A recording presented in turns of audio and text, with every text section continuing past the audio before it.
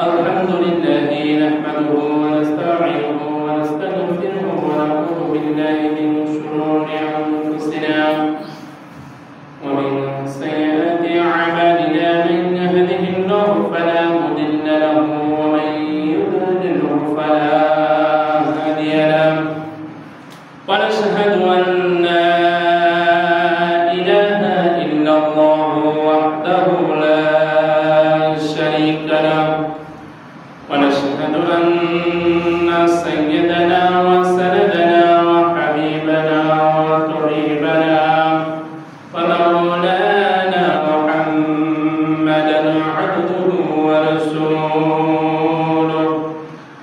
الذي أرسله بالحق بشيرا ونذيرا وداعيا إلى الله بإذنه وسراجا وقمرا منيرا فقد قال الله تعالى في كلامه المجيد وفرقانه الحميد أعوذ بالله من الشيطان الرجيم بسم الله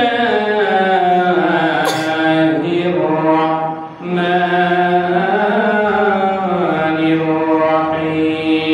الرحيم إن الله وملائكته يصلون على النبي يا أيها الذين آمنوا صلوا عليه وسلموا تسليما اللهم صل على سيدنا مولانا محمد وعلى آل سيدنا صل على محمد اللهم صل على سيدنا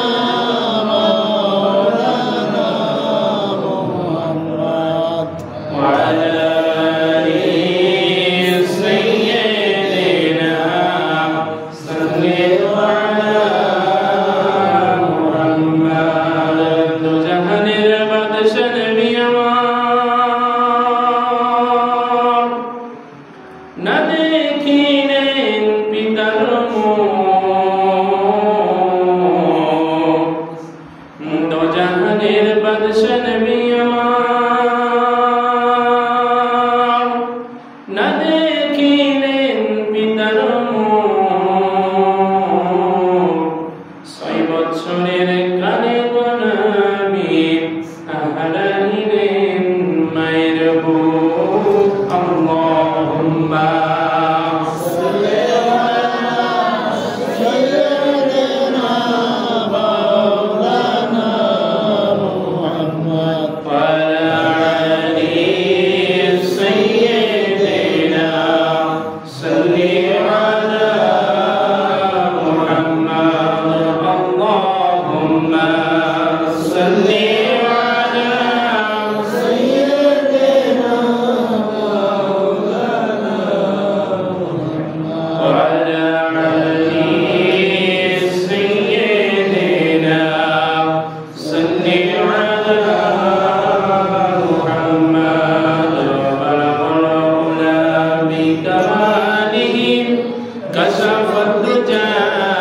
بجماله حسنت جميع خصاله صلوا عليه وعليه بلغ العلا بكماله كشف الدجى بجماله حسنت جميع خصاله صلوا عليه وعليه بجد فخرا তাই ফে যায়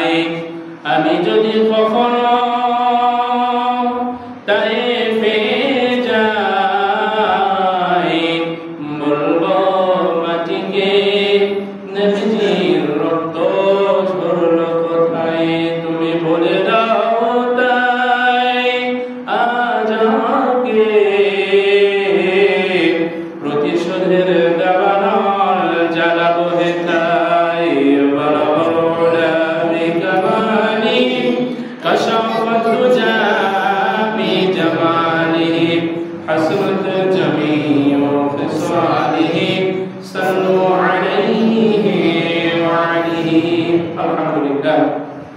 আল্লাহ রাব্বুল আলামিন ইজ্জতুল জালালের দরবারে লাখ কোটি কালিমাতুর শুকর আদায় করছি যে মহান রব্বুল আলামিন ইজ্জতুল জালাল তিনি আমাদেরকে অতি মহব্বত করে ভালোবেসে দুনিয়ার সমস্ত প্রকার কাজকর্ম ব্যস্ততা রেখে সালাতুল জুমআ আদায় করার জন্য তার ঘরে আসার এবং বসার জন্য সুস্থ শরীরে তৌফিক দান করেছেন। সে মহান মুনিবের শুকরিয়া আদায় করছি, সকলে করছি আলহামদুলিল্লাহ। শতকোটি দরুদ ও তাসলিমাত বর্ষিত হোক সাইয়্যিদুল মুরসালিন খাতামুন নবিয়্যিন, যার দেখানো পথে রয়েছে ইহকালীন শান্তি, পরকালীন মুক্তি।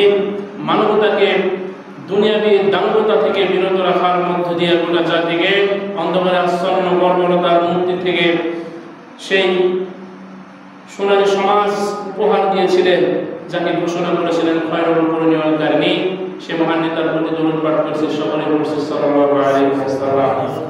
আল্লাহ সুবহানাহু ওয়া তাআলার কাছে প্রার্থনা করি মদন রূপান্তর থেকে শুরু করে আজকের দিন পর্যন্ত নিয়ে গোটা বিশ্বের বুকে কোরআন শরীফের হুকুম, আল্লাহর রাসূল সাল্লাল্লাহু আলাইহি ওয়াসাল্লামের সুন্নাহ এর অনুকরণ অনুসরণীয় বাস্তবায়নের লক্ষ্যে গোটা জমিনের উপরে বাতিল শক্তির পরাশক্তির কাছে নিজের মাথাকে নত না করে কোরআনুল কারীমের হুকুম বাস্তবায়ন করার লক্ষ্যে সর্বোচ্চ মূল্যবান জীবনটা আল্লাহ দিয়ে দিয়েছেন। আল্লাহ রাব্বুল আলামিন রাহে দিয়ে দিয়েছেন। সেই সমস্ত মর্দে মুজাহিদের জন্য আল্লাহ তাআলার কাছে ক্ষমা প্রার্থনা করি। আল্লাহ রাব্বুল আলামিন তাদের জান্নাতুল ফেরদাউস নসিব করুন, আমরা সকলে করছি আমিন।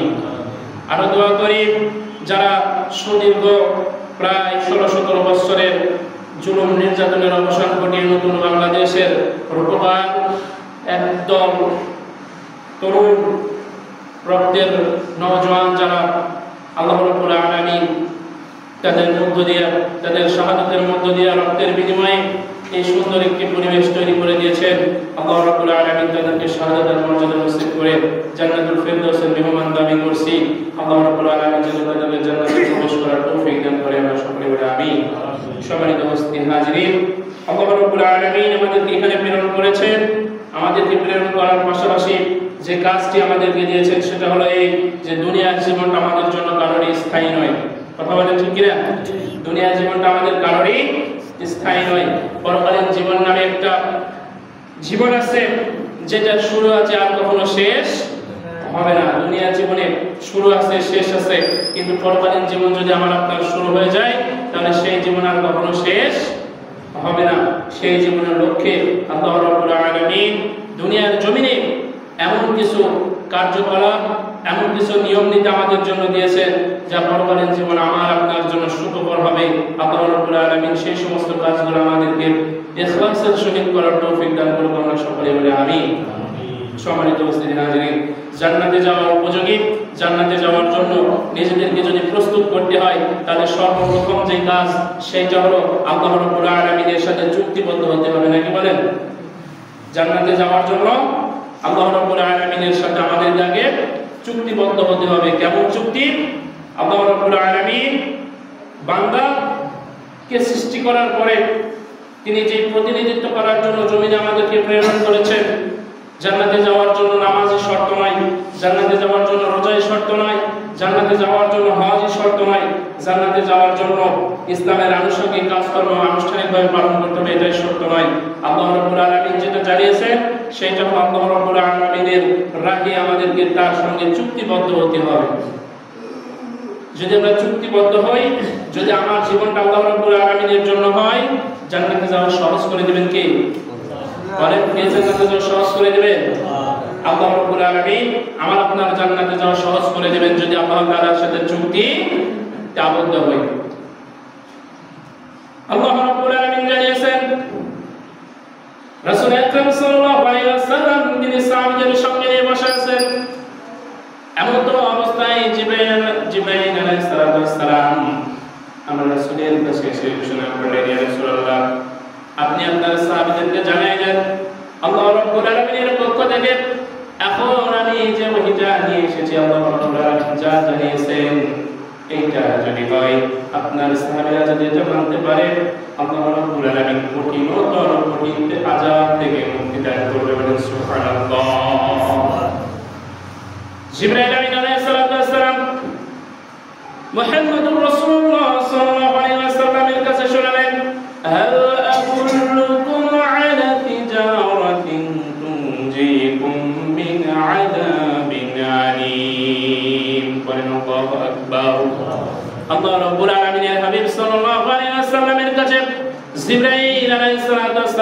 যখন এই বাণীটি শোনাই দিলেন, তখন আল্লাহ রাব্বুল আলামিনের হাবিব সাল্লাল্লাহু আলাইহি ওয়াসাল্লাম সাহাবীদেরকে লক্ষ্য করে বললেন, সাহাবীদের লক্ষ্য করে বললেন, আমার সাহাবীরা, ও আমার সামনে উপবিষ্ট সাহাবীরা, তোমরা যদি একটু মনোযোগ দিয়ে শোনো, আমি কি তোমাদের এমন একটা ব্যবসার কথা বলবো না, আমি কি এমন একটা আমলের কথা বলবো না, যার মধ্য দিয়ে আমার আল্লাহ রাব্বুল আলামিন তোমার জীবনের যাবতীয় গুনাহ খাতাগুলো মাফ করে দিয়ে তোমাদেরকে জান্নাতের সুসংবাদ দিয়ে দেবে। বলেন সুবহানাল্লাহ।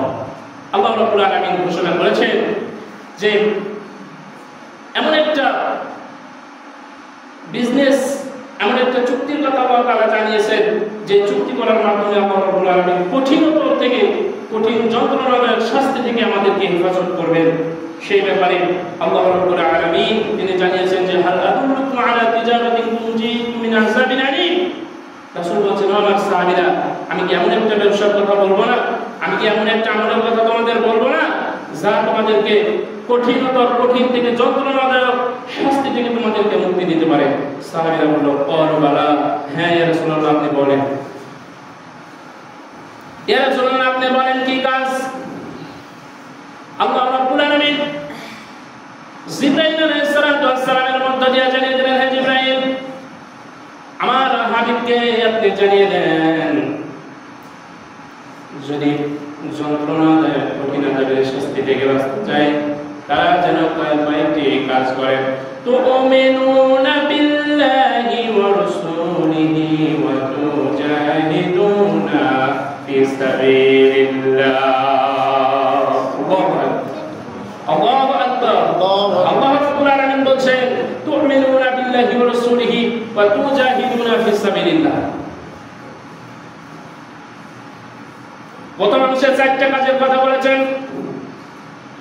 আল্লাহ রাব্বুল আলামিন গোটা জাতিকে আমার রাসূল প্রেরণ করার সময় পর্যন্ত তিনি যেই কথা বলেছেন তার মধ্যে অন্যতম হলো তুমিনুনা বিল্লাহি ওয়া রাসূলিহি তুজাহিদুনা ফি সাবিলিল্লাহ।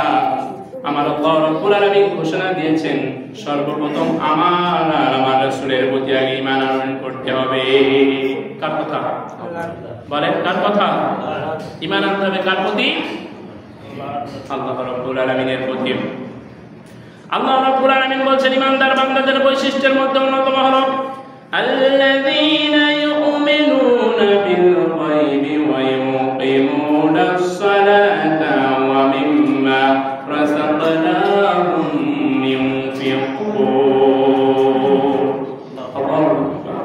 আল্লাহ রাব্বুল আলামিন বলেন যে ঈমানদারদের মধ্যে যতগুলো বৈশিষ্ট্য আছে তার মধ্যে অন্যতম বৈশিষ্ট্য হলো এরা, আমি আল্লাহ রাব্বুল আলামিন, আমাকে কোনোদিন তো তারা দেখে নাই, না দেখার পরেও আমি আল্লাহ রাব্বুল আলামিন আছি এটা তারা বিশ্বাস করে। কি করে না?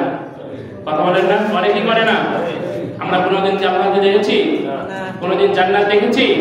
কোনোদিন জাহান্নাম দেখেছি? কোনোদিন ফেরেশতা দেখেছি? কবরের আযাব দেখেছি? এতগুলো বিষয় আমরা কখনো দেখি নাই। আল্লাহ রাব্বুল আলামিন আমাদেরকে সৃষ্টি করেছেন, আমরা মাখলুক হিসাবে কোনোদিন আল্লাহকে দেখি নাই, কোনোদিন কবরের আযাবটাও দেখি নাই, কোনোদিন ফেরেশতাদের সঙ্গেও আমাদের সাক্ষাৎ হয় নাই, রাসূলকে সরাসরি চোখে দেখার সৌভাগ্য আমাদের হয় নাই। ফেরেশতা আছে, ফেরেশতাদেরকে দেখার সৌভাগ্য আমাদের হয় নাই। আল্লাহ রাব্বুল আলামিন এই বিষয়গুলো আমাদের জানিয়ে দিয়ে বলেছেন, যারা গায়বের প্রতি বিশ্বাস করে, আমার রাসূল যে বাণী নিয়ে গিয়েছেন সেটার প্রতি যারা বিশ্বাস স্থাপন করে তারাই প্রকৃত ঈমানদার। আর আমার আল্লাহ রাব্বুল আলামিন জান্নাতের সুসংবাদদারী মানুষের সাথে চুক্তি করার লক্ষ্যে প্রথম নম্বর শর্তই হলো ঈমান আনয়ন করা লাগবে কার প্রতি? কার প্রতি? আল্লাহর প্রতি বিশ্বাস আছে আমাদের? কথা বলেন, আল্লাহর প্রতি বিশ্বাস আছে?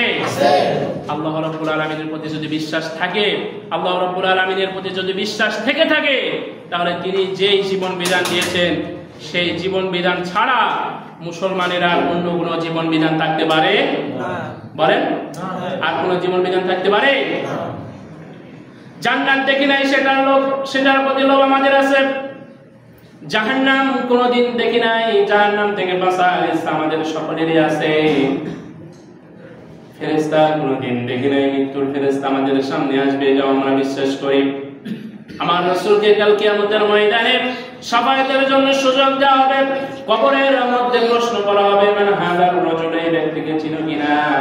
সেদিন আমার রাসূলকেও দেখানো হবে। কবরের আযাব কোনোদিন চোখে না দেখার পরেও যদি আমরা বিশ্বাস করতে পারি, এতগুলো বিষয়ে যদি আল্লাহ রাব্বুল আলামিনের জাত এবং সিফাতের উপরে সাক্ষ্য দিতে পারি, মুসলমান তো দেখি নিজের জীবন পরিচালনা করার জন্য নিজের জীবনটা আল্লাহর আইনের সাথে চুক্তিবদ্ধ করার দরকার আছে না? না। এরপরে আমার আল্লাহ রাব্বুল আলামিন বললেন, তুমিনুনা বিল্লাহি ওয়া রাসূলিহি, আমার রাসূলের উপর ঈমান আনয়ন করতে হবে। আমরা আল্লাহর প্রতি ঈমান আনয়ন করলেও, বিশ্বাস স্থাপন করলেও আমার রাসূলের আনিত জীবন বিধান, আমার রাসূলের জীবন আচরণের সাথে আজকে মুসলমানদের জীবন আচরণের কোনো মিল নাই। ঠিক কি না? বলেন, কথা বলেন, ঠিক কি না? আজকে আমার রাসূলের জীবন আচরণের সাথে আমাদের কোনো মিল সচরাচর খুঁজে পাওয়া যায় না। এই তো আসছে আগামীতে 25 সালের যেই 24-এর শেষ জানুয়ারি 31 সালের আগমনকে কেন্দ্র করে আমরা যে কার্যকলাপগুলো বিগত সময়ে দেখেছি, এর সঙ্গে ইহুদি খ্রিস্টানের চাইতে মুসলমানের সন্তানরাই বেশি জড়িত। কথা বলেন ঠিক কিনা? কথা বলেন ঠিক কিনা? কাজেই আমার রাসূল সাল্লাল্লাহু আলাইহি ওয়াসাল্লামের জীবন আচরণের সাথে যে আচরণ মিলে না, আমার রাসূলের জীবন আচরণের সাথে যে নিয়ম কানুন মিলে না, আমার রাসূল যে কাজ করে নাই, আমার রাসূলের জীবন আচরণের সুন্নতের পরিপন্থী খেলাফ কোনো কাজ মুসলমানের সন্তানেরা করতে পারে। কারণ হলো ইহুদি খ্রিস্টানেরা তারা বিভিন্নভাবে আতশবাজি করে, তারা বিভিন্নভাবে অগ্নি পূজার মধ্য দিয়ে নতুন বছরকে বরণ করে নিজেদের ভাগ্য নির্ধারণ করার চেষ্টা করে। আর সেই আনন্দে মুসলমানের সন্তানেরা নিজেরা তাদের সাথে ভোগ বিলাসে আত্মমর্যাদার মধ্য দিয়ে তাদের সঙ্গে বিলিয়ে দিয়ে নিজের ঈমান এবং আখলাকের একেবারে অবনতি ঘটায়। ঠিক কিনা? কথা বলেন ঠিক কিনা? কাজেই সাবধান হতে হবে। গার্জিয়ান যারা আছেন তাদেরকে বলি যে 31 আসছে, এই বর্ষবরণে মুসলমানদের বর্ষবরণ মুহররম মাস চলে যায়। আমরা সচরাচর 95% মুসলমানই জানি না যে মুহররম মাস কোন দিক দিয়ে যায়। ঠিক কিনা? অথচ যেই ইসরায়েলি সাল, খ্রিস্টীয় সাল যেটা আসছে, 25 সাল যেটা আসছে, সেটার ব্যাপারে আমরা একেবারে তৎপর। সেই দিনটাকে বরণ করার জন্য, নতুন বছরকে বরণ করার জন্য নানান রকমের অনুষ্ঠান, নানান রকমের আয়োজন, খাওয়া দাওয়া, গান বাজনা এর মধ্যে দিয়ে মুসলমানের সন্তানেরা পার করে। এটা আমার রাসূলের কোন কালচারের মধ্যে পড়ে? এটা পড়ে? তার মানে হলো আল্লাহ রাব্বুল আলামিন তিনি যতটুকু তার প্রতি আমাদের বিশ্বাস, ভালোবাসা আর অন্তরের মধ্যে মহব্বত আছে, ব্যক্তিগত জীবনে, পারিবারিক জীবনে, অর্থনৈতিক জীবনে, সাংস্কৃতিক জীবনে আমার রাসূলের সঙ্গে আমাদের সম্পর্কটা অনেকটা তফাৎ আছে না? না, বলেন আছে না? নাই? শুধু তাই নয়, আজকে আমরা যদি একটু লক্ষ্য করি তাহলে দেখতে পাবো আমার রাসূলের জীবন আদর্শ আমার আপনার ভিতরে অনেকটাই যে গাফেল রয়েছে। তার মধ্যে অন্যতম সিস্টেমেটিক হলো মুসলমানদের শরীরের ভিতরে আমার রাসূলের অনেকগুলা সুন্নাত এখন অনুপস্থিত আছে না? না। কোন হিন্দুর দিকে যদি তাকান, তার গলায় আপনারা তুলসীর মালা দেখতে পাবেন, কপালে তিলক দেখতে পাবেন, পরনের ভিতরে যদি দেখতে পাবেন। এইটা যদি দেখি তাহলে আমরা অনেকেই অনুধাবন করতে পারি হিন্দু। খ্রিস্টানদের দিকে যদি তাকান, লম্বা একটা পোশাক, মাথার উপরে সাদা কাপড় বেঁধে গলায় যীশু খ্রিস্টের একটি চিহ্ন নিয়ে তারা ধারণ করে বিভিন্ন রাষ্ট্রে, বিভিন্ন দেশে নিজেদের মধ্যে নিজেদেরকে ইহুদি খ্রিস্টান জাহির করার জন্য তারা প্রকাশ করে বেড়ায়। এটা তাদের কালচারের মধ্যে পড়ে, এটা নিয়ে তারা ব্যস্ত থাকে। আমার প্রশ্ন হলো, সেই জায়গায় আমি মুসলমান, আমি রাসূলের উম্মত, আমার শরীরের ভিতরে যদি আমার রাসূলের সুন্নাহ না থাকে, আমার শরীরের ভিতরে যদি আমার রাসূলের মহব্বত না থাকে, আমার শরীরের ভিতরে যদি মুসলমানদের পরিচয় না থাকে, আল্লাহর রাসূলের সাথে যে চুক্তি সম্পাদন করেছি সেই চুক্তি থেকে যদি আমার কোনো অংশ কম থাকে, বলেন তো দেখি ওই জায়গায় চুক্তি সম্পূর্ণ হবে নাকি? হবে? সেই জায়গাতে চুক্তি সম্পাদন হবে না। তাহলে রাসূলের জীবন আদর্শ কি? রাসূলের জীবন আদর্শ হলো আল্লাহ রাব্বুল আলামিন যেটাকে হালাল বলেছেন সেটা হালাল, যেটাকে তিনি হারাম করেছেন সেইটা হারাম। এটাকে কি ফতোয়া দিয়ে জায়েজ করা যাবে? কথা বলেন না কেন? যাবে না। সেটাকে ফতোয়া দিয়ে কিছু জায়েজ করা যাবে না। রাসূলের জীবন আদর্শ কি? রাসূলের জীবন আদর্শ হলো আলা লাহুল খালকু ওয়াল আমরু, সৃষ্টি যিনি করেছেন, হুকুম যিনি দিয়েছেন, সৃষ্টিও যার, আইনও চলবে কার? আমাদের সৃষ্টিকর্তা কে? আল্লাহ। কে সৃষ্টি করেছেন আমাদের? আল্লাহ। আমাদের আল্লাহ রাব্বুল আলামিন সৃষ্টি করেছেন। আল্লাহ কোরআনুল কারীমে সরাসরি বলেছেন আলা লাহুল খালকু ওয়াল আমরু, সৃষ্টি করেছে আমি, আইন চলবে আমার। ঠিক কি না? ঠিক। তাকান বাংলাদেশের দিকে, আপনি মুসলমান নিজেকে দাবি করেন, আল্লাহর সাথে চুক্তি ভিত্তিক ওয়াদা করেছেন, কঠিন যন্ত্রণাদায়ক শাস্তি থেকে আপনি বাঁচবেন। নিজেকে একটু স্যাটিসফাইড করেন, একটু যাচাই করেন। এবার বলেন তো দেখি, আপনি মুসলমান হয়ে আল্লাহর জমিনে একটা আইন বাস্তবায়ন করার জন্য প্রচেষ্টা করেছেন নাকি? করেছেন? কথা বলেন না কেন? করেছেন? করতে পারছি আমরা? বিগত 16 বছর পারি নাই। বাংলাদেশ স্বাধীন হওয়ার পর থেকে 54 বছর হয়ে গেল। এত মানুষ, মুসলমানেরা বারবার রাষ্ট্র ক্ষমতায় আসছে, তারা কেউ কিন্তু এই বাংলার জমিনে ইসলাম প্রতিষ্ঠা করতে হবে, আল্লাহ রাব্বুল আলামিনের এই দেওয়া জমিনে আল্লাহর বিধান চালু করতে হবে, জান্নাত পাওয়ার আশায় একটা রাষ্ট্রনায়ক বাংলাদেশ যুদ্ধের পরে পরিচালিত করে না। করছে নাকি? কথা বলেন, করছে নাকি? তাহলে আপনি যে চুক্তিবদ্ধ হলেন, কঠিন যন্ত্রণাদায়ক শাস্তি থেকে আপনি বাঁচবেন, আমার রাসূল আপনাকে পথ দেখায় দিল। যন্ত্রণাদায়ক শাস্তি জাহান্নাম থেকে যদি বাঁচতে চাও, ঈমান আনো আল্লাহর প্রতি, আল্লাহর রাসূলের প্রতি, তাহলে আল্লাহ রাব্বুল আলামিন যে কোরআন দিয়েছেন সেটার ব্যাপারে আল্লাহ বলছেন কোরআনুল কারীমে আলা লাহুল খালকু ওয়াল আমরু, আমি সৃষ্টি করেছি আমার আইন অনুযায়ী সমাজ চালাও, আমার আইন অনুযায়ী পরিবার চালাও, আমার আইন অনুযায়ী রাষ্ট্র ভবন চালাও, আমার আইন অনুযায়ী সংসদ চালাও, আমার আইন অনুযায়ী দেশ চালাও। আল্লাহ রাব্বুল আলামিনের আইন অনুযায়ী যদি দেশ চলে, তাহলে পদ্মা সেতুর মতো সেতু তৈরি করার আগে একটি টাকাও দুর্নীতিবাজরা দেশ থেকে পালন করাইতে পারতো না। পারতো? বলেন চলে আমার দেশে আল্লাহর আইন চলে? তাহলে আল্লাহর সাথে আপনি চুক্তিবদ্ধ হলেন, জাহান্নামের আগুন থেকে আপনি বাঁচবেন। আমার রাসূল তিনি যদি শুধু নামাজ পড়তেন, তিনি যদি শুধু রোজা করতেন, তিনি শুধু যদি হজ করতেন, তিনি শুধু যদি জিকির-আজকার করতেন, আবু জেহেল কখনোই পশ্চিম কালেও আমার রাসূলকে হত্যা করার মতো দুঃস্বপ্ন দেখতো না। ঠিক কি না? দেখতো? আমার আল্লাহ রাব্বুল আলামিনের হাবিব যখনই ঘোষণা করলেন আল্লাহুল খালকু ওয়াল আমরু, আল্লাহ সৃষ্টি করেছেন জমিন, আল্লাহর হুকুম চলবে, আল্লাহর বাপদাদার ধর্ম দিয়ে জীবন চলে না। ব্রিটিশের তৈরি করা আইন দিয়ে আজকে বাংলাদেশে বিচার ফায়সালা হয় বিদায় ধর্ষণের সেঞ্চুরি হওয়ার পরেও বাংলার জমিনে বিচার হয় না। হয়েছে কি হয় না এরকম ঘটনা? কথা বলেন, হয়েছে কি হয় নাই? বাংলার জমিনে লক্ষ লক্ষ টাকার দুর্নীতি, একটা দুর্নীতির বিচার হয়নি, একটা দুর্নীতির বিচার হয় না। ব্রিটিশের আইন দিয়া বিচার কার্য পরিচালনা করার কারণে আইনের ফাঁক করে দিয়ে বারবার আসামি পার হয়ে চলে যায়, বারবার দেশ থেকে পালিয়ে যায়। আমার বাংলাদেশের সাধারণ খেটে খাওয়া মানুষেরা সুষ্ঠু বিচার পায় না। যে মানুষটা গরিব, অর্থনৈতিকভাবে দুর্বল, বিচার তার জন্য কঠিন। যার টাকা আছে তার জন্য আজকের সমাজ ব্যবস্থায় বিচারটা হয়ে গেল সহজ। আছে না নাই? বলেন, যে মানুষটা অর্থনৈতিকভাবে দুর্বল তার বিচারটা হয়ে যায় কঠিন, আর অর্থনৈতিকভাবে সবল ব্যক্তির বিচারটা হয়ে যায় দুর্বল।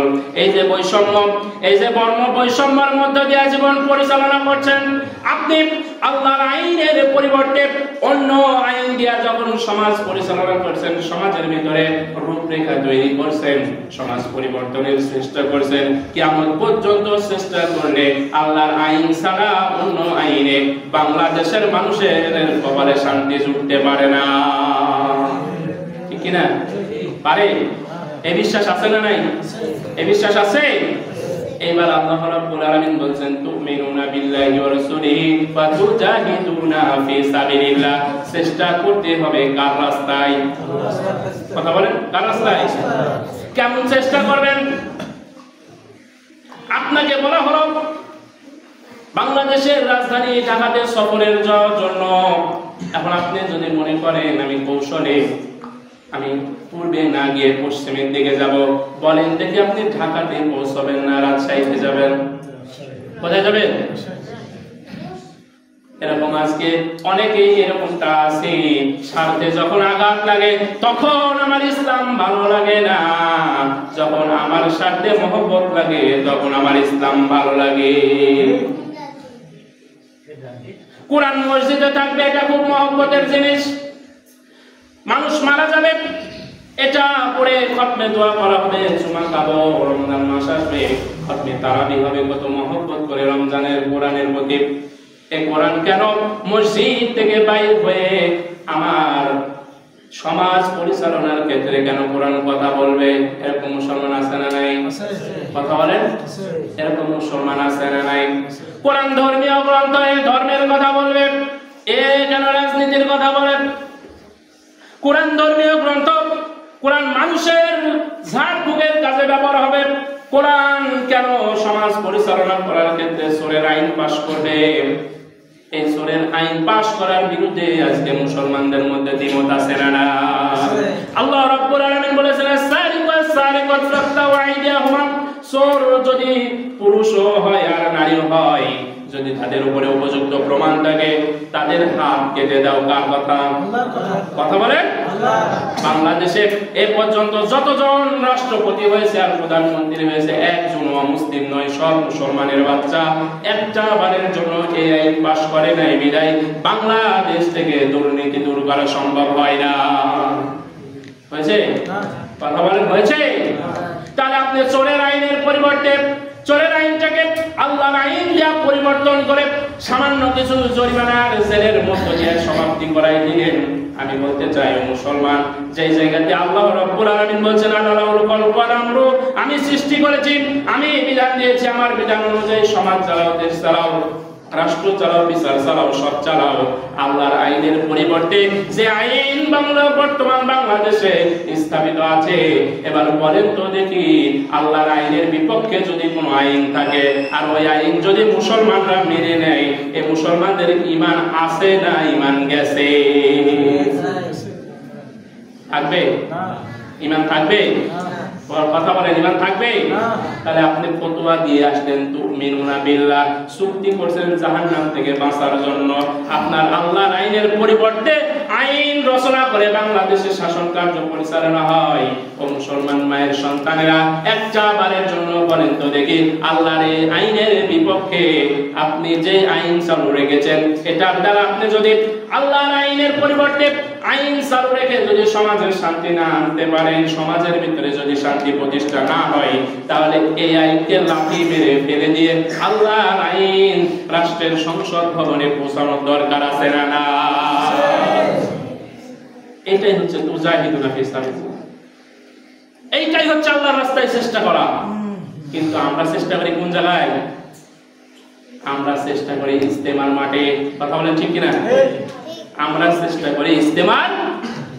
এই যে কিছুদিন আগে দুই গ্রুপে যে সংঘর্ষ লাগছে, মানুষ ইসলাম বোঝাইতে গিয়ে, ইসলামের সমাবেশ করতে গিয়ে সেই জায়গাতে দুই গ্রুপে মারাত্মক একটি অ্যাক্সিডেন্ট তারা ঘটায়, অনেক 2-4 জন ভাই তাদেরকে দুনিয়া থেকে বিদায় করে দেওয়া হয়েছে। এটা কি তুজাহিদুনা ফি সাবিলিল্লাহ? কথা বলেন না কেন? এটা কি তুজাহিদুনা ফি সাবিলিল্লাহ? বরং যে তুজাহিদুনা ফি সাবিলিল্লাহ হলো বর্তমান সময়ে বাতিলের কাছে মাথা নত না করে আল্লাহর আইনকে সংসদের সর্বোচ্চ চূড়া পর্যন্ত নিয়ে গিয়ে আইন পাশ করে দেশের মানুষের দ্বারে দ্বারে ইসলামের সুমহান বাড়ি পৌঁছায় দেওয়াই হলো তুজাহিদুনা ফি সাবিলিল্লাহ। কথা বলেন ঠিক কিনা? আর সামান্য কিছু বিষয় নিয়ে মতানৈক্য নিয়ে ফতোয়াবাজি করে এক শ্রেণীর মানুষ ইসলামী আন্দোলনকে এখন রাজনীতির একটা কেন্দ্রবিন্দু মনে করছে। কথা বলেন ঠিক কিনা? রাজনীতি এইটা নয়, রাজনীতি ওইটা নয়। কারণ কোরআন যা বলেছে, হাদিস যা বলেছে, রাসূল যা বলেছে, আল্লাহ রাব্বুল আলামিন যা বলেছে, আপনাকে জাহান্নাম থেকে যদি বাঁচতে হয় সর্বপ্রথম এই জমিনে হুকুম চালু করা লাগবে কার? কথা বলেন না কেন? এই জমিনে হুকুম চালু করা লাগবে কার? আল্লাহর আইন যদি চালু না হয় আর চালু করার চেষ্টাও যদি আপনি না করেন, পশ্চিম কালেও নামাজ পড়ে জাহান্নাম থেকে মুক্ত হতে পারবেন না। রোজা করার পরেও জাহান্নাম থেকে মুক্ত হতে পারবেন না। আপনার বুকের উপরে মুসলমান আপনি, শেষ নবীর উম্মত, যার শাফায়াত ছাড়া কাল কিয়ামতের ময়দানে কোন মুসলমানের সন্তান জান্নাতে যাইতে পারবে না। সেই রাসূলের সুন্নাতের উপরে দাঁড়াই রেখে, সেই আল্লাহ রাব্বুল আলামিনের হুকুমের উপর দাঁড়াই রেখে যখন বাংলাদেশে আইন পাস করা হয়, সংবিধানে বিসমিল্লাহ থাকবে না, তখন বুঝতে হবে এ বাংলার জমিনের মুসলমানের কপালের ঈমানের উপরে ঝাঁটা পড়েছে, নতুবা মুসলমান চুপ করে বসে থাকতে পারে না। ঠিক কিনা? কথা বলেন ঠিক কিনা? কাজেই শপথ নিতে হবে। সুযোগ বারবার আসে না।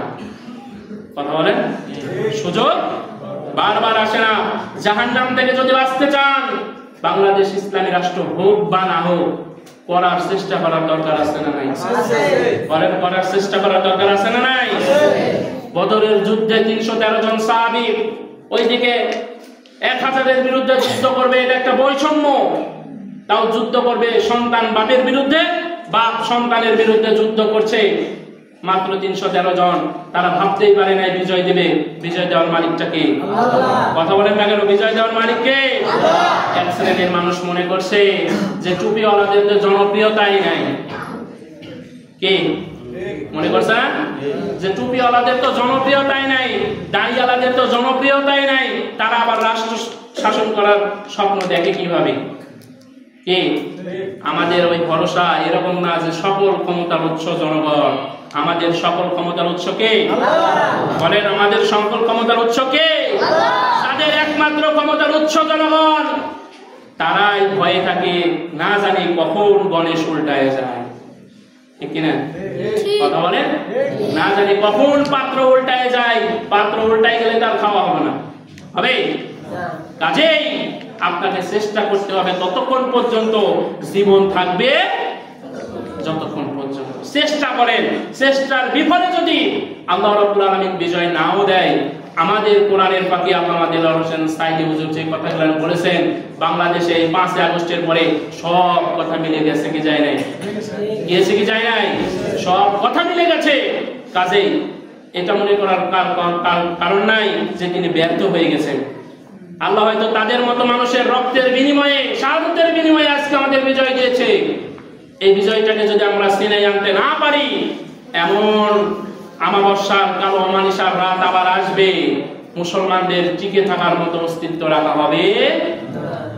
আল্লাহ রাব্বুল আলামিনের জাহান্নাম থেকে যদি বাঁচতে হয় চেষ্টা করেন। চেষ্টার বিকল্প আর কোনো কিছু নাই। মানুষকে ইসলাম বোঝান, ইসলামের দিকে ডাকেন, ইসলাম মানার জন্য উদ্বুদ্ধ করেন, তাহলে আল্লাহ রাব্বুল আলামিন বিজয় দান করবেন ইনশাআল্লাহ। আল্লাহ আমাদের তৌফিক দান করুন, সকলে বলে আমিন। ওয়া আখিরু দাওয়ানা আনিল আলহামদুলিল্লাহি রাব্বিল আলামিন। আসসালামু আলাইকুম ওয়া রাহমাতুল্লাহি ওয়া বারাকাতুহু।